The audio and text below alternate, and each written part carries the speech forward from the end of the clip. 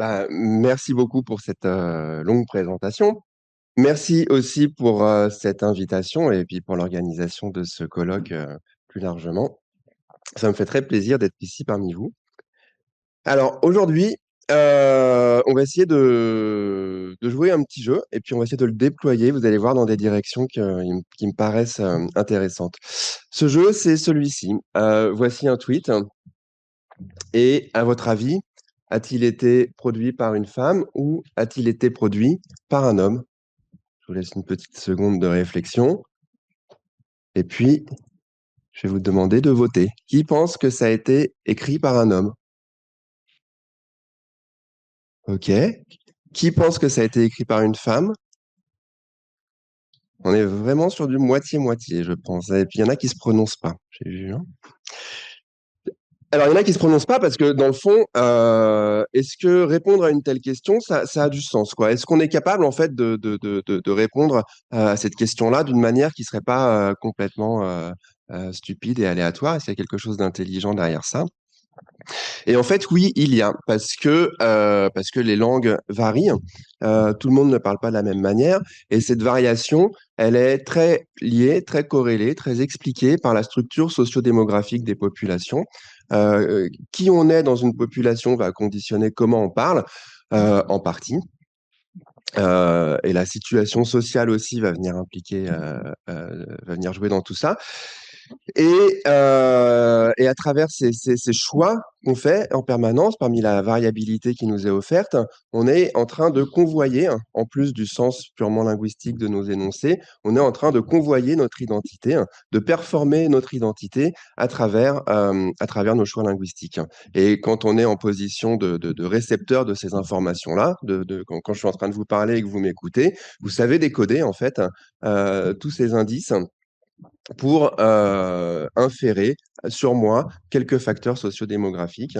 Euh, il vous aura pas échappé, par exemple, que je parle avec un accent français, et ça saute aux oreilles. Donc, on peut tout à fait répondre à une question comme ça, bien que celle-ci soit pas évidente. Donc, c'est quelque chose, une question à laquelle je me suis attelé pas mal au cours des dernières années, en travaillant notamment sur un corpus de tweets que je vais vous présenter tout à l'heure, et en essayant de comprendre comment, à l'intérieur de ce corpus de tweets, la variation pouvait nous informer sur la structure de la population et inversement, avec tout un tas d'autres questions intéressantes connexes à ça sur l'évolution des langues, la diffusion des changements dans les langues, parce que ça aussi, c'est la cause, c'est la manifestation de cette variation, et c'est aussi conditionné par ces structures sociodémographiques. Donc, c'est quelque chose que j'ai pas mal étudié et travaillé. Et en travaillant ça, j'ai été amené à utiliser pas mal d'outils numériques pour y travailler, à suivre en fait, au fur et à mesure de ces innovations, la façon dont ça pouvait venir alimenter mon arsenal méthodologique, à essayer de voir comment BERT pouvait répondre à ces questions-là, puis essayer de voir maintenant comment ChatGPT peut répondre à ces questions-là. Et voilà. Et cette question, maintenant, elle se pose comme ça. Est-ce qu'un grand modèle de langue est capable de répondre à une question comme celui-ci d'une manière qui serait pertinente? Et s'il y arrive, eh ben, qu'est-ce que ça pose comme autre question plus largement? Et donc, c'est ça que j'aimerais réfléchir avec vous aujourd'hui. Donc, j'ai quelques manips et données à vous présenter. Donc, on va commencer par ça. Les données sur lesquelles on va travailler aujourd'hui sont issues de ce corpus de tweets dont je vous parlais tout à l'heure. À la base, on a 650 millions de tweets qui ont été produits par 3 millions d'utilisateurs. C'est ce corpus-là qui a pas mal été essoré. Pour ça, on l'a complété comme on pouvait avec tout un tas de facteurs sociodémographiques. On a repéré les gens qui géolocalisaient leurs tweets. On s'en est servi pour géolocaliser ces personnes-là. On a croisé ces données de géolocalisation avec des données de l'INSEE, l'Institut statistique national en France, qui a des données carroyées, c'est-à-dire que dans des carreaux de 200 mètres par 200 mètres, on est capable de connaître un certain nombre de variables sociales et démographiques. Donc, on a utilisé ça pour croiser cette géolocalisation et inférer un niveau de revenu sur les utilisateurs. Et puis, parmi ces utilisateurs-là, on en a pris un petit sous-ensemble, 5000 pour lesquels, 4000, enfin 5000, et puis il y en a 4000 pour lesquels ça a fonctionné, pour lesquels on a annoté manuellement quel était l'âge et quel était le genre en allant regarder leur profil Twitter, en allant regarder leurs photos, en allant regarder la manière dont ils se genraient dans leurs tweets, en allant repérer les fois où ils manifestaient leur anniversaire, etc., etc. On a fait ça du mieux qu'on pouvait. Et donc, pour 4000 utilisateurs, on a en plus ces choses-là. Et donc, c'est dans cette base-là que je vais tirer les informations qui vont m'intéresser aujourd'hui. Donc, on va regarder deux petites études. Une qui va s'intéresser à des humains pour voir si on est capable de répondre à cette question-là, nous déjà, parce que si en fait on se rend compte qu'il n'y a pas d'informations dans ces tweets, c'est pas la peine de creuser beaucoup plus loin. Et puis ensuite, une qui utilisera un modèle de langue.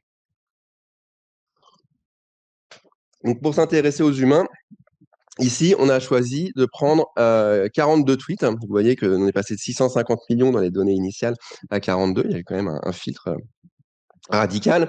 21 écrites par des femmes, 21 écrites par des hommes. Et on a créé un questionnaire qu'on a fait passer à 180 personnes. Il y avait d'autres questions dans ce questionnaire. On s'intéressait aussi à inférer l'âge, à inférer les revenus. Je ne vais pas m'attarder sur sur ces aspects-là. On va regarder que les questions de genre ici. 180 participants qui ont une structure, eux, sociodémographique un petit peu biaisée. On a fonctionné par boule de neige. On a commencé par interroger des gens autour de nous en leur demandant de faire passer le questionnaire à des gens encore autour d'eux. Donc, il y a une forte surreprésentation des trentenaires. Il y a plus de femmes que d'hommes. Les niveaux d'études sont aussi un petit peu biaisés vers vers des niveaux d'études élevés. Bon, c'est pas du tout représentatif d'une population quelconque, euh, mais ça va nous permettre d'avoir quelques idées quand même sur ce qu'on essaye de produire. Et donc, quand on pose à ces gens-là la question, est-ce que ce tweet est écrit par un homme, est-ce que ce tweet est écrit par une femme? Alors, petite parenthèse, j'ai pas dit ça tout à l'heure, mais quand on a annoté les tweets, les profils utilisateurs en genre, on a effectivement eu une approche binaire du genre. On a repéré des hommes, on a repéré des femmes. Et là, dans nos participants, ils sont aussi soit hommes, soit femmes. Donc, c'est une vision qui est très binaire du genre, qui est pas exemple de critique du tout, critique que j'accepte, mais qui a au moins le mérite de faciliter les analyses qu'on a pu faire par derrière. Mais je reconnais que c'est pas idéal. Voilà, donc quand on demande aux hommes et aux femmes à notre questionnaire de répondre à la question qui a écrit ce tweet, eh bien les gens réussissent ça en moyenne avec dans 63% des cas. Et quand on essaye de distinguer entre savoir si les tweets des hommes paraissent sont plus faciles à reconnaître que le tweet des femmes, là on se rend compte qu'il y a une petite particularité qui apparaît et qu'on va venir creuser un petit peu, qui est que pour les femmes, ce sont les deux barres à gauche, euh, qu'elles répondent, enfin que le tweet soit écrit par un homme ou que le tweet soit écrit par une femme, ne va pas modifier leur pourcentage de bonnes réponses. Elles y arrivent de la même façon dans les deux cas. Alors que pour les hommes se trompent plus quand ils doivent reconnaître une femme et se trompent moins quand ils doivent reconnaître un homme. Et donc cette distinction-là, elle est intéressante parce que on va voir que chez les LLM, elle est très présente et qu'elle va pouvoir nous intéresser.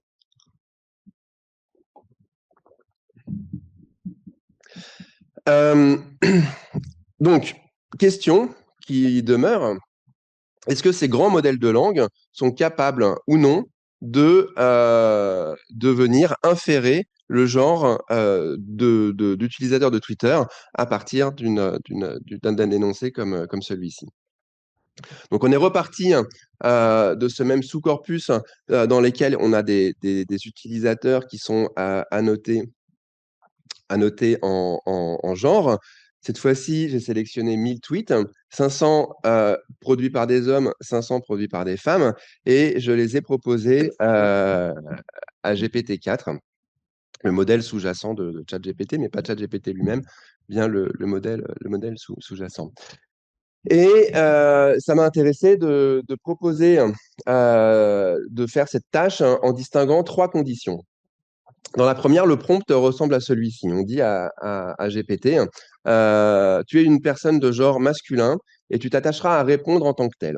Tu m'assistes en tant que sociolinguiste, et même si tu sais qu'il est difficile de déterminer l'identité d'une personne à partir de ses productions linguistiques, tu vas m'aider à le faire.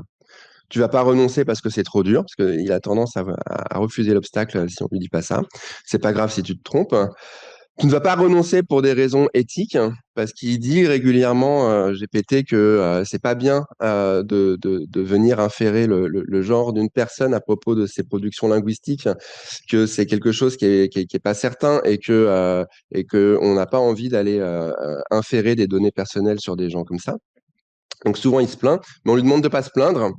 Tu ne vas pas renoncer pour des questions éthiques. Notre objectif est de comprendre comment les caractéristiques sociodémographiques structurent la variabilité linguistique et pas particulièrement de percer l'identité des gens. Donc ça suffit à le convaincre d'être collaboratif. Et ensuite, on lui demande, identifie le genre de la personne qui a écrit ce tweet, homme ou femme, et justifie ta réponse en indiquant quels éléments t'ont fait pencher pour l'un ou pour l'autre. Donc, dans notre question, on a ces deux informations qui vont être importantes. Son jugement, son pari, homme ou femme, et un petit texte dans lequel le modèle va nous expliquer en quoi il y a des indices dans ce tweet qui peuvent le faire pencher d'un côté ou de l'autre. Et donc, je vous disais, il y a trois conditions. Ces 1000 tweets, ils vont être proposés avec ce prompt-ci. Ils vont également être proposés avec une version de ce prompt dans lequel on demande à ChatGPT de s'exprimer en tant que personne de genre féminin. Et puis, on va avoir une condition dans laquelle on demande au modèle de s'expliquer en lui précisant qu'il est de genre inconnu. Et comme ça, on va pouvoir regarder comment ces indications de positionnement social vont venir modifier ou pas, transformer des éventuelles capacités sociolinguistiques de notre modèle de langue. Donc, est-ce qu'il est capable de répondre déjà si à travers ces conditions-là, si on regarde son taux de bonne réponse, eh bien, dans les trois cas, il est étonnamment proche de ce que les humains sont en mesure de faire, autour de 63-65% de bonnes réponses. On a un petit peu moins de deux tiers des tweets pour lesquels on arrive à répondre. Et si on se demande, comme tout à l'heure, si les choses vont changer selon la condition. Est-ce que quand ChatGPT adopte différentes postures sociales, cela va transformer la façon dont il va être amené à répondre? Bah, la réponse est oui, en fait. Et dans les trois cas, de manière plus ou moins forte selon la condition, le modèle répond plus facilement aux tweets produits par des hommes, reconnaît plus facilement les hommes qu'il ne reconnaît les femmes. Donc, s'il y a une différence comme ça, eh ben, on va pouvoir creuser cette question-là et essayer d'aller voir quelle est la nature de ces différences et essayer de comprendre ce qui vient se tramer ici. Donc, je vous disais, quand on donne nos tweets à notre modèle, nos 3000 tweets, non seulement on lui demande de se positionner, homme ou femme, mais on lui demande de justifier ce choix-là. Donc, on a 3000 justifications, 3000 textes dans lesquels le modèle expose ses raisons, ses motivations. Euh, euh, et ça, on va regarder ce qu'on peut tirer de cette chose-là pour comprendre ces différences entre conditions. Donc, ces textes, ces justifications, je les ai envoyés à un modèle d'embedding qui s'appelle Voyage AI.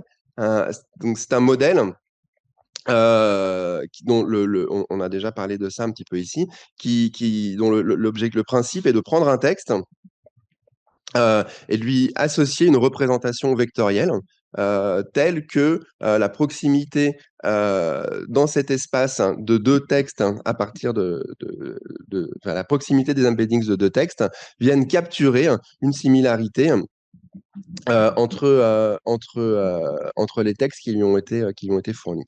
Donc ces 3000 textes ont été passés au modèle. On en a récupéré 3000 vecteurs en 1024 dimensions et on se retrouve donc avec un nuage de points, un nuage de 1024 dimensions qui est quelque chose du coup qui nous est mentalement inaccessible. Mais l'idée va quand même être de venir ici regarder comment est structuré ce nuage-là, essayer d'inférer des choses. Donc on peut pas le voir en 1024 dimensions, mais on peut le voir en 2 dimensions en essayant de le projeter de manière différente, comme si on pouvait regarder son ombre selon l'orientation qu'il prend. Ce que vous venez de voir, c'était différentes projections, différentes orientations. Et si on veut pouvoir le voir, bah, on n'a que ça à notre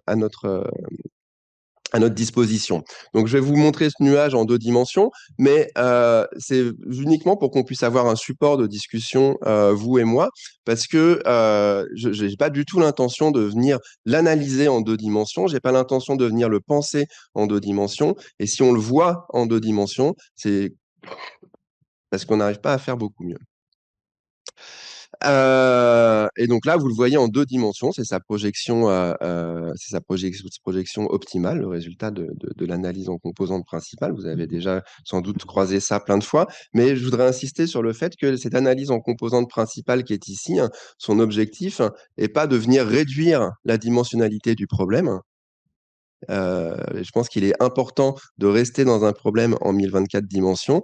L'application de cette analyse en composantes principales, c'est pas tant une analyse que un moyen de pouvoir parler ensemble en regardant ce nuage, en le voyant comme ça.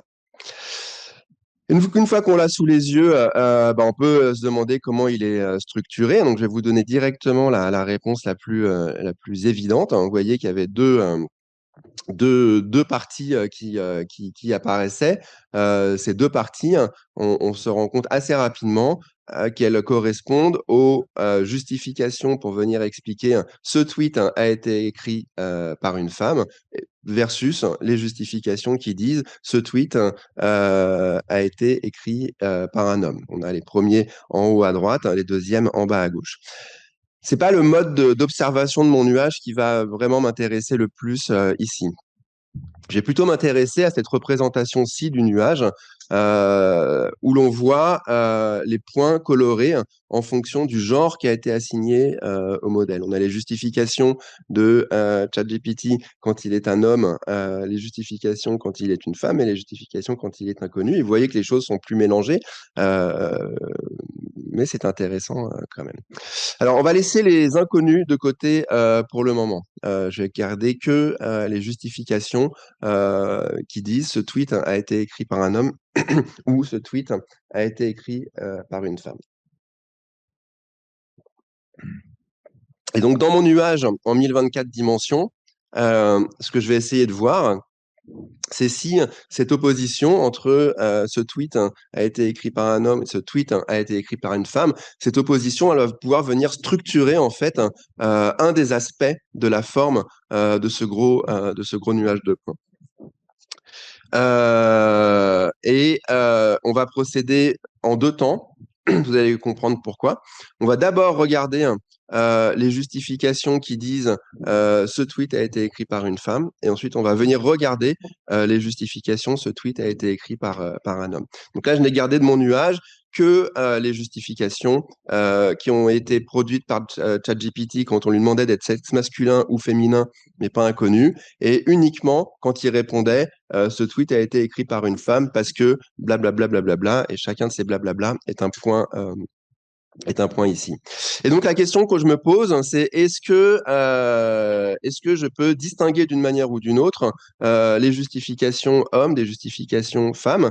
Et alors il y a plusieurs façons de faire, mais il y en a une qui m'intéresse bien ici, qui s'appelle Linear Discriminant Analysis, qui est une méthode dont le but est précisément, étant donné 2 classes, de venir chercher la direction, l'axe qui va le plus distinguer ces deux classes. Donc, pour dire les choses, dans mon nuage en 1024 dimensions, là, est-ce que quand je le fais tourner, est-ce qu'il y a un moment où je vais pouvoir avoir d'un côté les productions des hommes, de l'autre côté, les productions des femmes. Et effectivement, oui, cet axe, il existe, on peut le trouver. Et quand on visualise ensuite ce modèle selon cet axe, on voit bien qu'on a trouvé dans notre nuage une manière de le regarder qui fait que d'un côté, on a les justifications hommes, de l'autre côté, on a les justifications femmes. Et vous voyez, ça se distribue le long de cet axe horizontal. Ici, l'axe vertical, en fait, n'a pas beaucoup de sens pour nous. Donc, une bonne manière de regarder les choses, c'est celle-ci. Ça, ces deux graphiques, ils vous montrent comment, le long de cet axe qu'on a trouvé, se distribuent les prédictions ce tweet, les justifications des prédictions que le tweet a été écrit par une femme, selon que la justification a été produite par un chat GPT féminin ou par un chat GPT masculin. Et donc, vous voyez qu'on arrive à distinguer ces deux choses-là. Et si on pousse le raisonnement, eh bien, tout ce qui va être à gauche de l'axe, ça va être toutes les justifications qui vont être très féminines, qui vont être les plus opposées à ce que peut être une justification d'un point de vue masculin. Et à l'inverse, les justifications qu'on va trouver tout à fait à droite, eux, vont être des justifications très masculines, celles qui s'opposent géométriquement le plus aux justifications que fait ChatGPT quand il est une femme. Vous m'avez suivi? Ouais, super. Et donc, bah, ces tweets de droite et ces tweets de gauche, ça va être l'avis de ChatGPT féminin quand il croit voir une femme et l'avis de ChatGPT masculin quand il croit voir une femme également.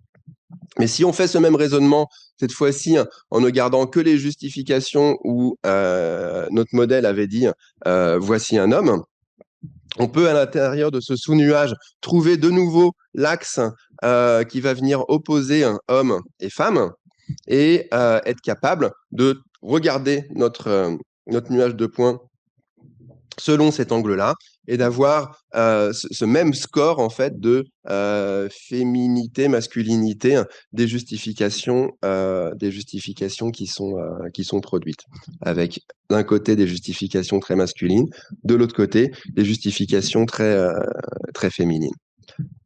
Alors j'ai continué mon analyse. J'avais mes 1024, mes 3000 vecteurs dans ce nuage. À travers ça, j'ai pu identifier ceux qui étaient des justifications très masculines ou très féminines. J'ai pris les 50 tweets les plus extrêmes à partir des scores que j'ai calculés avec cette analyse linéaire discriminante. Du coup, j'ai 50 justifications de ChatGPT, de discours de ChatGPT femmes sur les femmes, 50 instances de discours de ChatGPT femmes sur les hommes, ChatGPT hommes sur les femmes, ChatGPT hommes sur les hommes.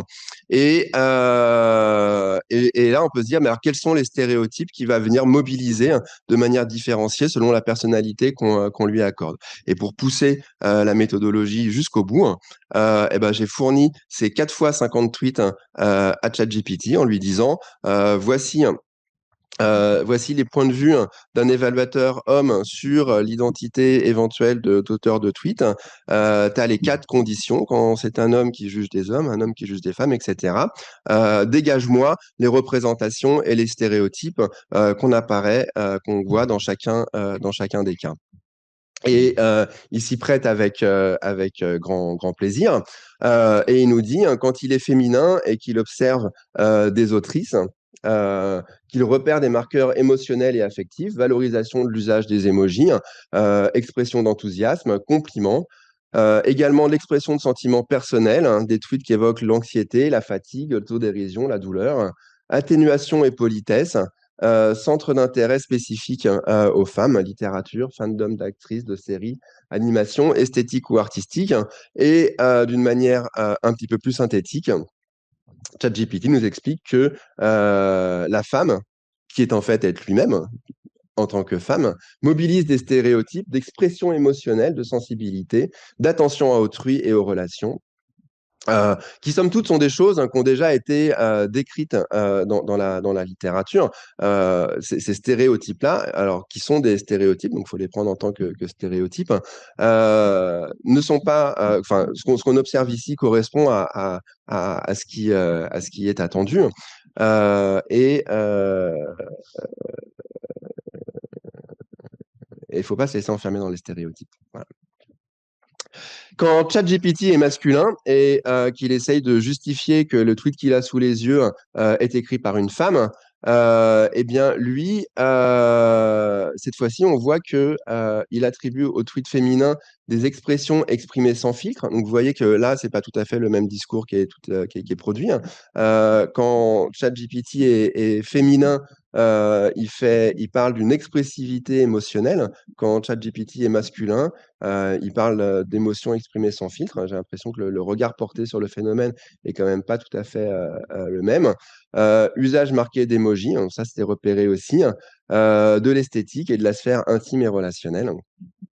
Euh, cette intimité n'était pas mentionnée dans le cas féminin, mais globalement, c'est un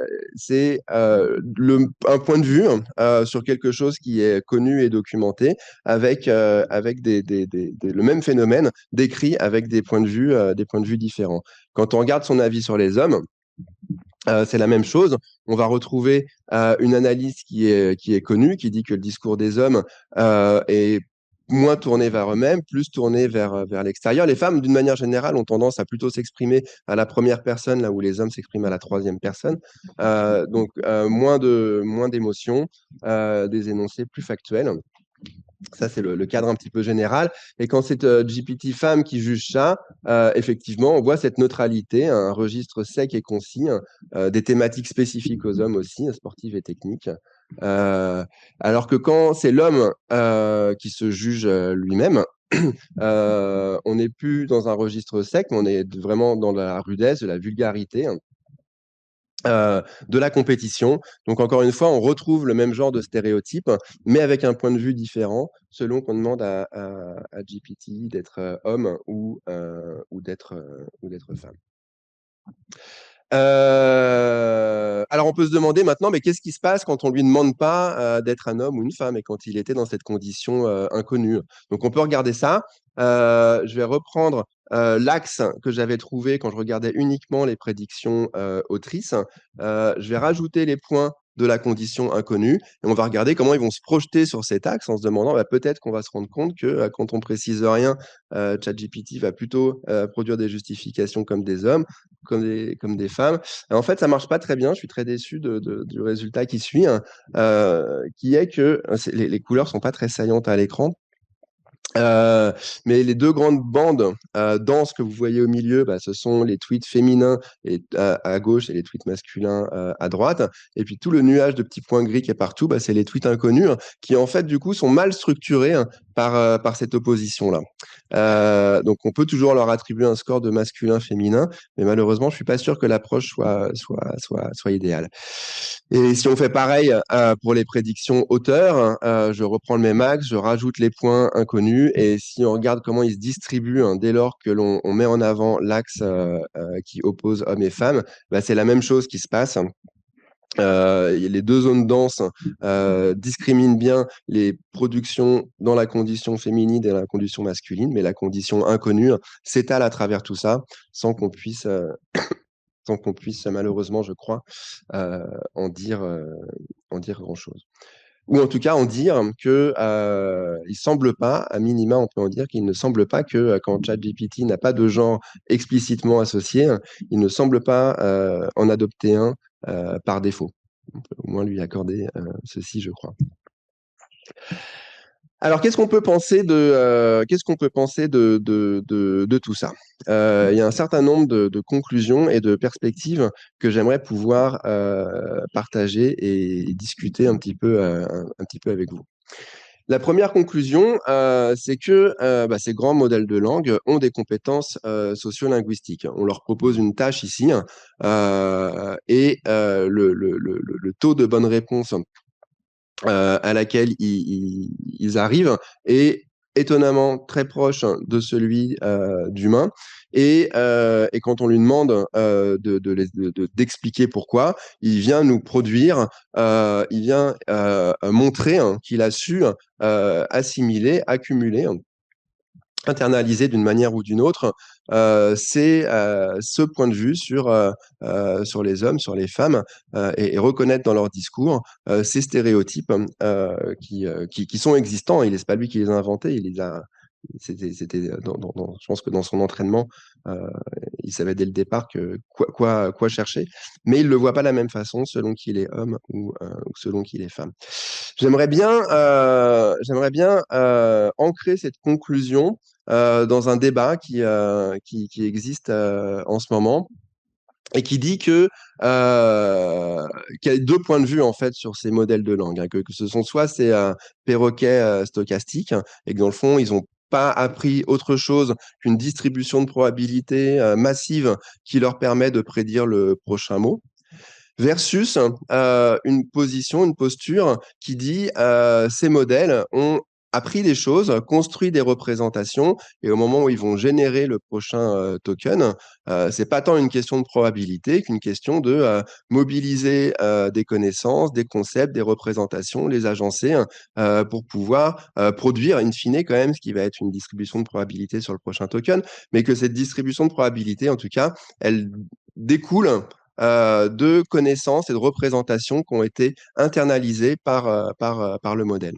Et moi, je suis un fervent défenseur du pôle de droite, hein. Il y a des représentations, elles sont là, et on n'est pas juste dans la production de signifiants de manière automatique et probabiliste, mais il y a derrière des signifiés, il y a derrière des représentations que le modèle va venir manipuler. Et cette demande de justification, qui est une méthode en quelque sorte introspective, on demande au modèle d'avoir un regard introspectif sur lui-même et sur les mécanismes et les raisons qui vont venir emmener la distribution de probabilité qui finit par fournir plutôt dans un sens plutôt que dans l'autre. Il me semble que c'est une méthode qui n'est pas inintéressante pour venir creuser ces représentations. Et donc, dans le cas présent, bah, moi, j'ai bien le sentiment que, étant donné que le modèle se comporte pas de la même manière quand on lui demande d'être un homme ou quand on lui demande d'être une femme, que il a mobilisé dans son traitement des représentations, il a adopté des points de vue et que ces représentations, elles sont vraiment là, elles existent et on est capable de les manipuler. Si on réfléchit un petit peu à cette question de représentation, il y a un pas de plus qu'il faut faire, je pense, dans notre réflexion. J'ai écrit, les LLM mobilisent des représentations pour générer du texte. Je pense que cette phrase n'est pas juste et c'est pas du tout ça qu'il faut écrire. Il faut dire, les LLM mobilisent des représentations pour énoncer des discours. Et la différence qu'il y a ici entre le texte et le discours, c'est que le texte, il existe d'une manière un petit peu abstraite. Le discours, lui, il est énoncé dans une position sociale, dans un contexte social. Et ce contexte social, on en a besoin, en fait, ces conditions d'énonciation, on en a besoin, en fait, pour venir comprendre comment ces discours se structurent, et quelle est leur nature et comment il faut en faire quelque chose. Et on peut pas ne pas être situé en fait, hein. On peut pas produire des énoncés qui seraient énoncés d'une espèce de point neutre qui socialement ne dirait rien. Ça, c'est tout simplement pas possible. Les LLM sont nécessairement socialement situés. Et ils le sont en fait deux fois finalement, ou enfin comme vous et moi, mais le fait cette situation, cette position sociale, elle va jouer à deux moments. Elle va jouer au moment où le modèle va être en position de récepteur et qui va recevoir un tweet par exemple. Et quand on reçoit un discours, eh bien en fait notre position sociale à nous va conditionner la façon dont on va le recevoir. Voilà, il y a toute la théorie du lecteur qui va venir creuser ça, mais en tout cas, en position de réception, on est socialement situé, et puis en situation d'énonciation, on est également socialement situé, et tout ce qu'on va dire va être conditionné par ça.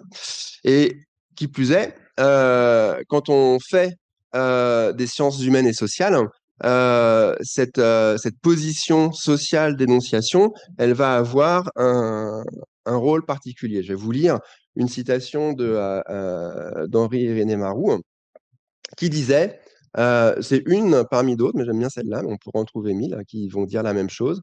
L'honnêteté scientifique me paraît exiger que l'historien, par un effort de prise de conscience, définisse l'orientation de sa pensée, explicite ses postulats dans la mesure où la chose est possible, qu'il se montre en action et nous fasse assister à la genèse de son œuvre. À la jeunesse de son œuvre, pardon. Pourquoi et comment il a choisi et délimité son sujet, ce qu'il cherchait, ce qu'il a trouvé, qu'il décrive son itinéraire intérieur, car toute recherche historique, si elle est vraiment féconde, implique un progrès dans l'âme même de l'auteur. Et en fait, euh, quand on produit un discours scientifique, en sciences humaines et sociales notamment, mais c'est vrai partout, mais notamment en sciences humaines et sociales, ce discours, il n'a pas de neutralité et il va encore moins avoir une quelconque objectivité.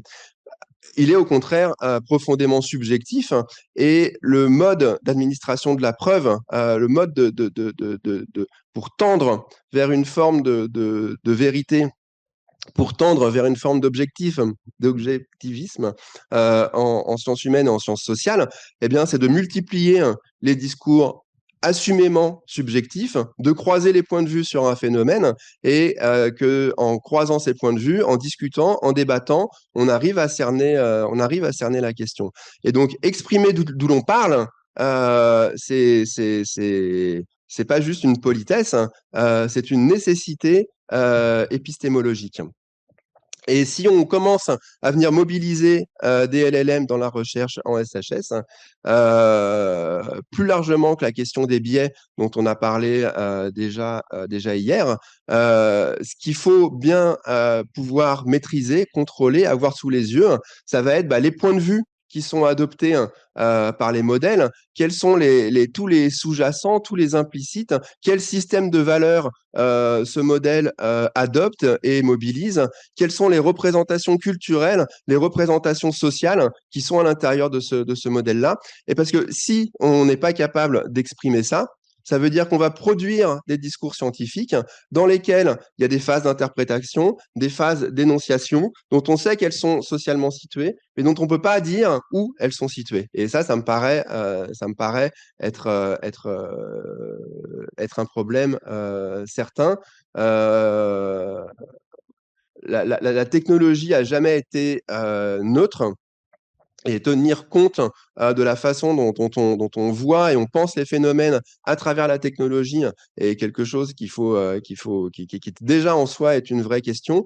Et je pense que cette question-là vient d'entrer dans une dimension tout à fait différente dès lors qu'on est capable de déléguer des tâches d'interprétation ou des tâches de production de discours à ces outils.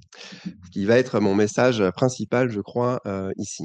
Mais j'en ai un autre.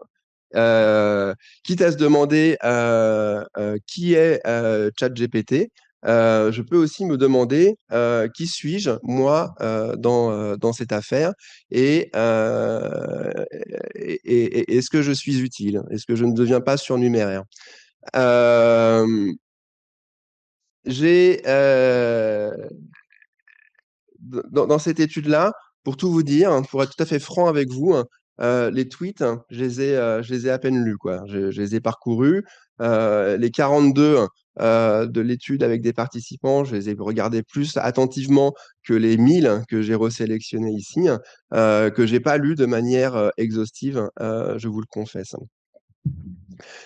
Quitte à aller loin dans les confessions, à vrai dire, j'ai à peine lu les justifications du modèle. Je les ai traitées de manière automatique. J'en ai fait une lecture plus que distante, hein, je crois, je peux dire, puisque l'essentiel de la lecture que j'en ai eue, c'est la lecture que je vous en ai fait lorsque je vous ai montré les stéréotypes que dégageait le modèle. Donc, en poussant comme ça le processus jusqu'au bout, hein, j'ai essayé j'ai quand même essayé justement d'avoir cette délégation maximum envers les modèles. Donc, j'ai à peine lu ces justifications. J'ai un contact avec les données hein, qui est le plus faible que l'on puisse imaginer. Donc, à vrai dire, pour même pousser le truc, quand il s'agissait de coder les analyses, il y a pas mal de lignes de code derrière tout ça. euh, Bah, de moins en moins, je code, pour tout vous dire. Ou en tout cas, de plus en plus, mon code est assisté, voire des fois complètement produit. Là. Les animations que je vous ai montrées, c'est pas moi qui les ai faites. Hein. J'ai demandé à ChatGPT de les faire pour moi. Ça m'a pris un petit peu de temps qu'on arrive à. D'ailleurs, je suis pas complètement satisfait de tout, pour tout vous dire. Mais ça m'a pris quelques heures. Si j'avais dû faire ça tout seul, ça m'aurait pris plusieurs jours. Il y a des mathématiques qui sont pas triviales du tout derrière ça. Et donc, il y a quand même un gain de productivité hein, incroyable à utiliser ça. Mais voilà, l'interrogation quand même qui peut émerger de tout ça, c'est à quoi sert-je hein quelle est ma valeur ajoutée dans cette affaire? J'ai l'impression de la voir fondre un petit peu comme neige au soleil. Et, euh, et euh, pour reboucler sur cette question épistémologique, euh, si on délègue d'un côté, qu'on s'efface de l'autre, qu'est-ce que la production de discours est encore enfin, où on en est en fait dans l'administration de la preuve et l'établissement de faits sur lesquels on peut s'appuyer à travers ces méthodes-là pour dire les choses. Et ce que je vous ai pas raconté un tissu d'ânerie ce matin. Je vous remercie. Je remercie également les personnes qui ont travaillé avec moi sur ça.